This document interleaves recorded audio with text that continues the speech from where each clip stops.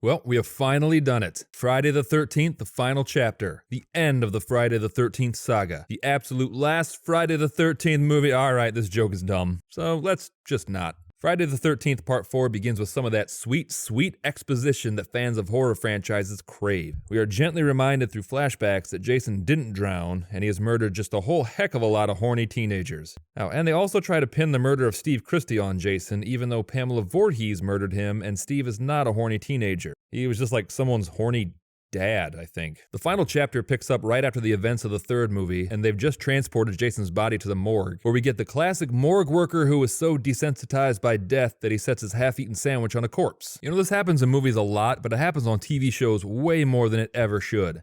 I'm sure every iteration of Law & Order has had this scene. And then there's that episode of Alf, when Mrs. Achmonic dies after contracting a Melmacian virus, and the clinical pathologist is wolfing down an entire meatball sub while performing the autopsy. I mean, that was a sad episode, so I guess they were trying to lighten the mood, and you know what, it worked. I mean, he was really going to town on that meatball sub. So the morgue worker's name is Axel, and on top of eating a sandwich and trying to have sex around dead bodies, he also watches exercise videos on mute, and that is just a metric ton of character development in such a short amount of time. Like, we can already surmise that Axel's apartment requires a separate key to get out. Oh, what happened? Jason got a splitting headache. What the? Oh no, don't shut door. Jason alive. Jason can breathe. Let Jason out. Woo! Woo! Woo! Okay, Jason. Breathe. Just relax.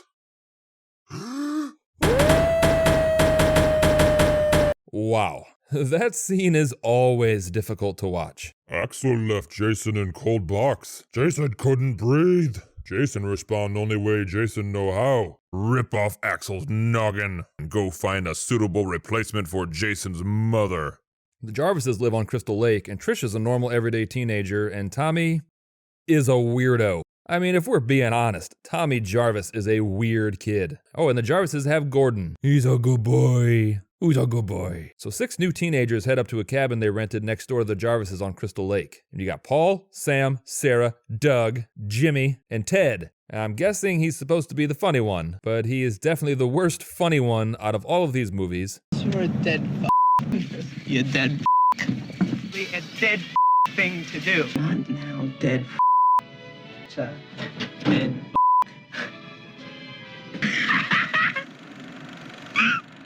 It's one of those you had to be there kind of jokes, I guess. So this group of friends, who mostly seem like they've just met, settle in for the night, as do the Jarvises. Good night. Sleep well. A teenage girl that gets along with her mother? Now I've seen everything. Oh, they actually have a very healthy relationship, and it's nice to see it represented in mainstream pop culture. Tommy's lying in bed when he's about to see Sam undressing across the way. All right, Tommy, very exciting. Now just don't attract any attention to yourself. Okay, dude, I know you're excited, but you have to settle down. Settle down, dude. Your mom is gonna... Oh, too late. Just couldn't be cool, could you?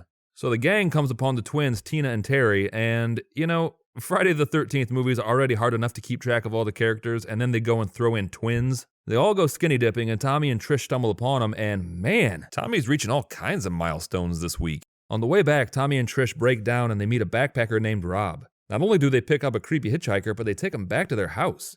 I'm like, is this just a movie thing? Or were the 80s really just the golden age for hitchhikers? Hi, Mom, I'm just gonna take this homeless adult man out to my room. This is where the magic happens. These are all of my masks made from human skin. That's the severed head from a hybrid creature I created in my lab. This is the window where I almost saw my first boob. And this is my best friend. His name is Chester, and he tells me to burn things. Back at the other house, the party is really starting to hit its stride. All right, we get it. You're white. And Crispin Glover. Want to give Teddy Bear a kiss? I've got to get another drink. So Jimmy is dancing with Terry, and Ted gets rejected by Tina, and then Tina starts hitting on Paul, and Sam gets jealous. So Ted dances with Terry, and Jimmy dances with Tina? And the twins shotgun a beer and Tina starts hitting on Paul and Sam storms off. So Tina is dancing with Jimmy and Ted tries hitting on Terry? Want to give Teddy Bear a kiss? You know, it's a good line, so I don't know why the twins aren't responding to it.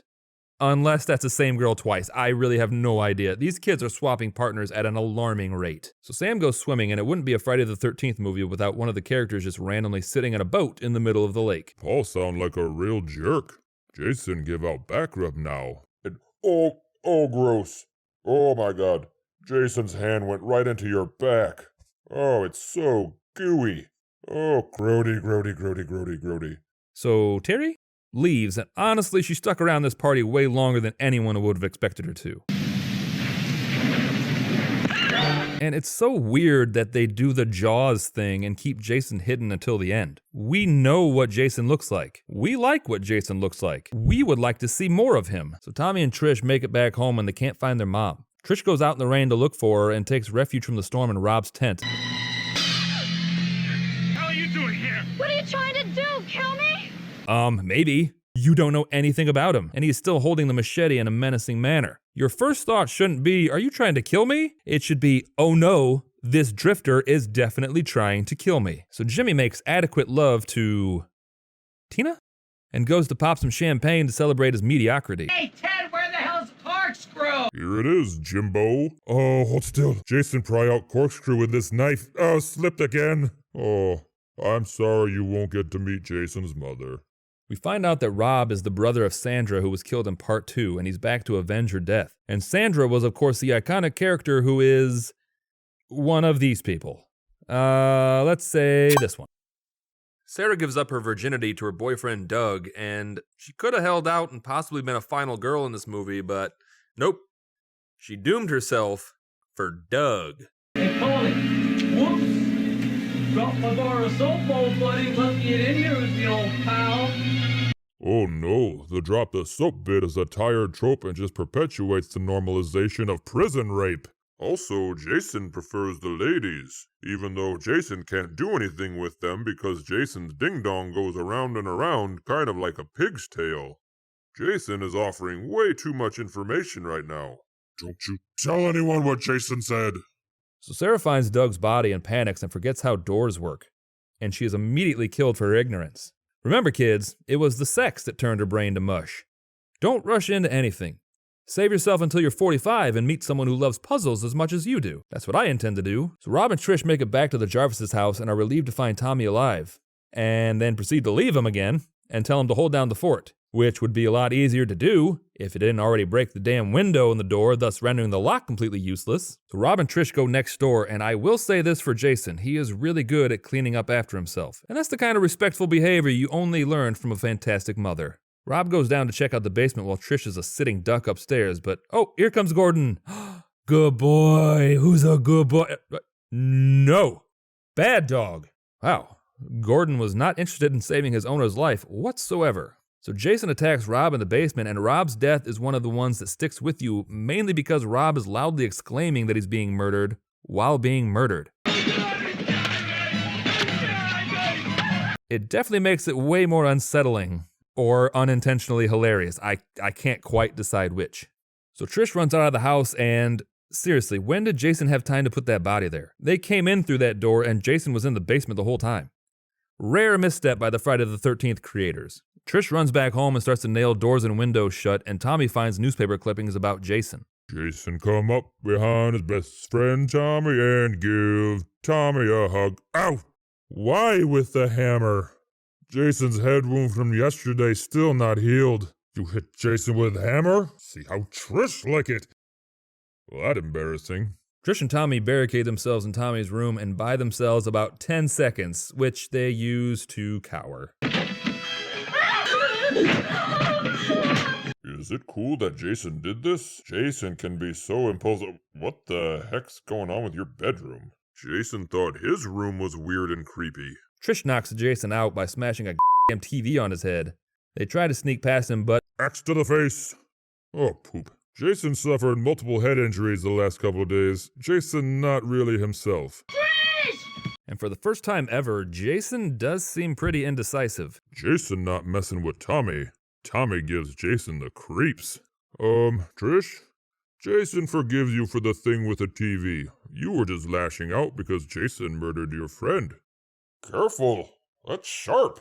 Oh, that hurts. Jason feel like Jason going into shock. And in the greatest moment in the entire Friday the 13th franchise, Tommy shaves his head and tricks Jason into thinking that he is the young version of him. I love that everyone just instinctively knows that Jason will fall for this stuff. I mean, it works. It works so well. Jason has the weirdest weakness of any movie villain. And incidentally, this was my Halloween costume last year, but everyone just thought I was Gollum if he lived in the Midwest. So while Jason is busy thinking he is seeing himself from the past... Jesus Christ, Jason. Trish sneaks up behind him and knocks Jason's mask off, and is just absolutely horrified and disgusted by what she sees. Okay, Trish, let's not hurt Jason's feelings now. Tommy would never hurt Jason. We loves him. No, we hates him, precious. We slice him with machetes. Oh, good times. And I can't really show any of it, but trust me, you get the impression that this was genuinely supposed to be the final chapter. So let's recap. Jason is dead, and Tommy is even scarier than before.